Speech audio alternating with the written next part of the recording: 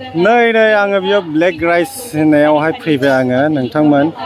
बेयाव बायदि बायदि मोनो बेयाव एसे चेक खालामगोन बेनिफ्राय ट्राइबो खालामनांसिगोन बेयावहाय बायदि बायदिनो एखेबारे दङ आरोखि ना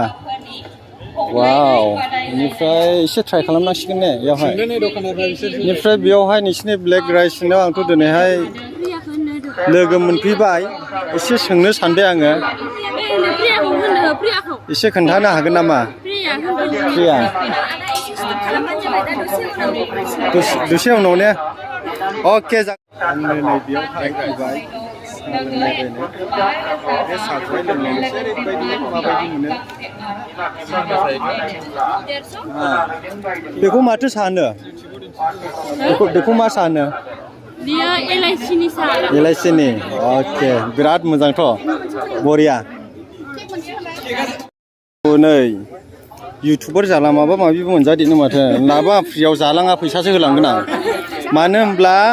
बे नानिमोननिबो बिजनेसा देरनांगौ नालाय माने अबयसे बे नायनायजोंबो आंहाबो थाइसे थाइनै मोनखागोन जानायनायसै आङो बेखौ मा केक होनो बियो ब्लेक राइसनि केक ब्लेक राइसनि अ माय गड ब्लेक राइसनि केकनो बियो जानायनायसै आङो ब्लेक राइसनि पार्टि केक आं बेंटलाव पार्टि केक होननानै जाबाय थायो नाथाय राइसनि नङा माने दावदै मैदानि जानो हागौ दिनैहाय स्पेसियेल बिराद मोजां आरोखि ना बिराद मोजां बिराद गोथाव नोंथांमोनाबो जानायनो हागोन आं दखानदार जागासिनो दङ फानगासिनो दङ नैबेयावहाय ब्लेक राइसनि केक नै नानि नाजाहरदो नै ओरैबायदि गोथाव आरोखि ना 150 आदै औ मोनसेयाव 8था दङ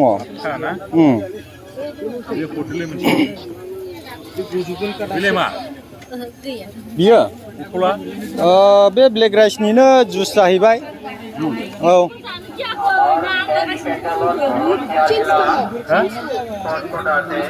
नै दखानदार जादों आङो नै नांगासिनो दङ बे हाबा जानायनिसो नुबाय दानि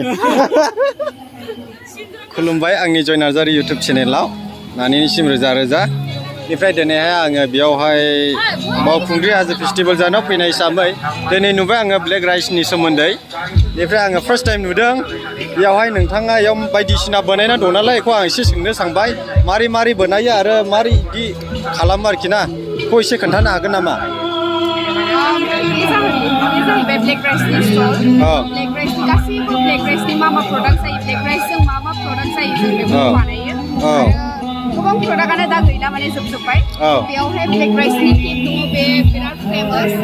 ब्लेक राइसनि केकआ बिराद फेमास आरो बिराद गोथाव डिलिशियासबो मोजां बेयावहाय ब्लेक राइस दङ बे मोननै ब्लेक राइसआथ' आलदा आलदा भेराइटि थायो खिन्थु बे मोननै भेराइटिनि दङ ओमफ्राय ब्लेक राइसजों टस्ट खालामनाय मोनसे राइस दं बे पर्पल राइस बे पर्पल राइसआ गैथ'आ दायो आरो बे ब्लेक राइसनि सौराय गुन्दै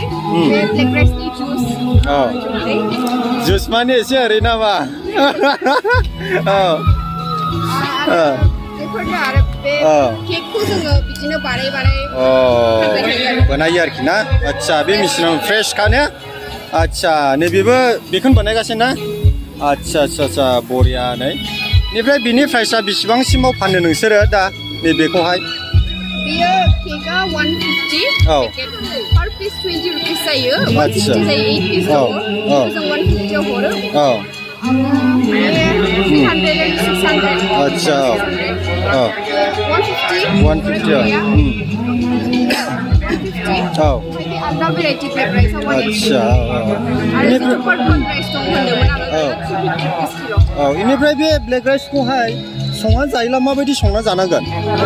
जुदि ओंखाम जायोबा जों हराव माने ओंखाम जानायनि सिगां माइरंखौ सुखायो जोङो माइरंखौ सुनानै हरावनो सोमनानै दोननांगौ माने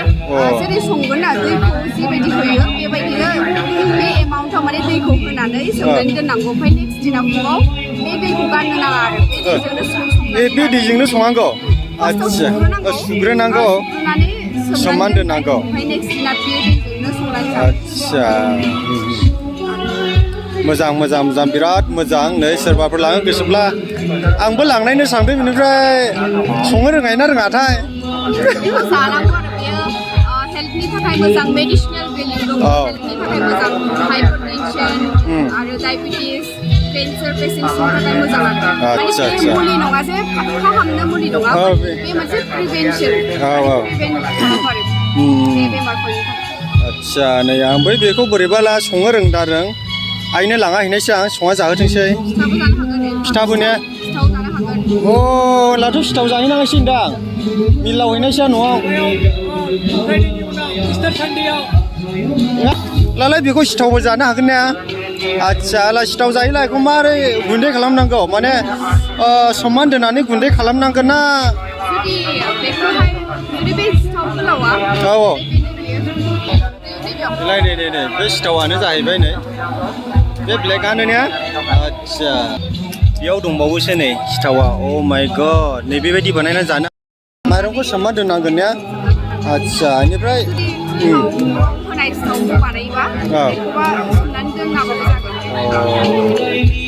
बेखौ सोमना दोननानै अखानायै मिलाव होलाबो जाबाय बेनिफ्राय लगे लगे सोमनानै सौहैलालाय न'नि बायदि जानाय नङा एनथाबा जे बे सिथाव गोलावा बेयो जानाय नङा आदसा आदसा आदसा लालाय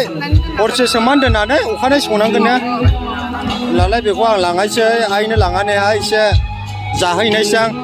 आइया बेखौ फार्स्ट टाइम मोनजासिगोन बेनिफ्राय स्टिकाराखौ नायनो हागोन नै ब्लेक राइस नैयावनो लिरनाय दंखायो नै औ सोरबाफ्रा लानो गोसोब्ला लांनो गोसोब्ला जानो गोसोब्ला कन्टेक्ट खालामनो हागोन ना नोंनाव बबेयाव लोगो मोनगोन नोंखौलाय आंथ' अरिजिनेलि तामुलपुरनि माबाफोर आंनि प्रडाक्ट नांगौबा माने सुबिदा नायनानै जोङो बासावबो हरफायो आरो अर्डार जुदि एसे बुरजा अर्डार खालामोबा जों बासावबो हरफायो बेनिफ्राय बासनिफ्राय रिसिभ खालामनानै लानांगौ आरो बे नाम्बार दङ बेवहाय कन्टेक्ट खालामनो हागोन कन्टेक्ट नाम्बारा सोरबा लानानै बिराद फन हरो दे लाबो दुखु दाजासैनो नायनो हागोन नै बिनि कन्टेक्ट नाम्बारा नै बेयावनो दङ ने फेसबुक बा इन्सटाग्राम गासैनिफ्राय दंजोबखायो नामा नायनो हागोन नै बेयावनो नायनानै मबाइल नाम्बाराबो बेयाव दंजोबखायो नै बेयाव नायनानै फन बुहरनो हागोन ने डाइरेक्ट कन्टेक्ट खालामनानै ने फैसाखौथ' फनपेआव सोना हरलाबो जाबाय ना माथो औ औ नंगौ औ औ अके थेंक इउ गोजोननाय थाबाय लानानैनिसिम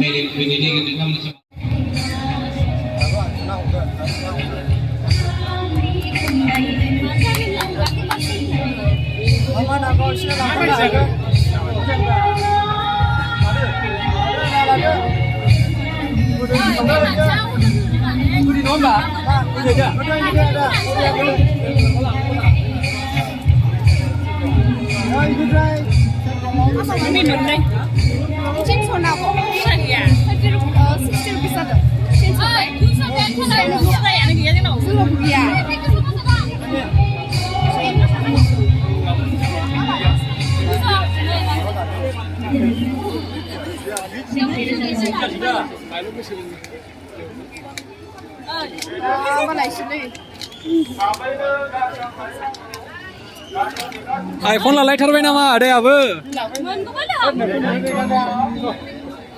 आदानाबो आइफन दंलायथारो बाबा बेसेनि लायखो बाबा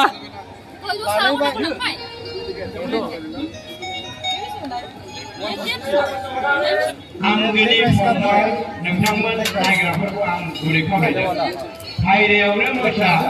ओरै फैनानै जामुसा नायग्राफ्राव आलासि सारमोन दङ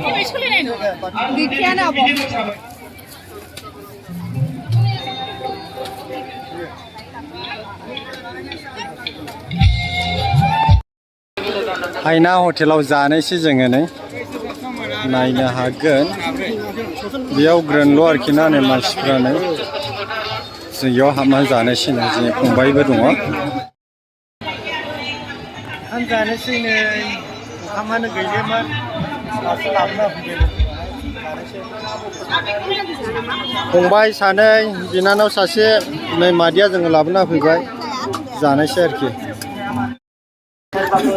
Halo guys, बेयावनो गोबां बायदि बायदि फानबाय आङो नानि दखानावहाय बेनिफ्राय आङो दायो जिरायलासिनो बिराद गोबाव जाबाय जिरायनो ओंखामबो जाहोबाय नानि गोनां समाज दायो नानि दखानावनो बेफोरनोसै कफि बायदिसिना फारसेनिफ्राय दंजोबो बानायगासिनो दङ बेनिफ्राय आङो लोंखांबाय जाखांबाय आङो दायो थांसिगोन आदा थाथ'दो दे औ नानि बाय बाय आं थांनायसै बाय बाय दे मोजाङै मावदो नानि मोजाङै मावदो दे दै औ बरिया लोगो मोनगोन तामुलपुर थांला कल हरगोन आं बे नानिनि प्रडाक्टआवहाय अके नानि गोजोननाय थाबाय बिराद थेंक इउ स' माच दे गोसो बायदि जाहोबाय लोंहोबाय थेंक इउ औ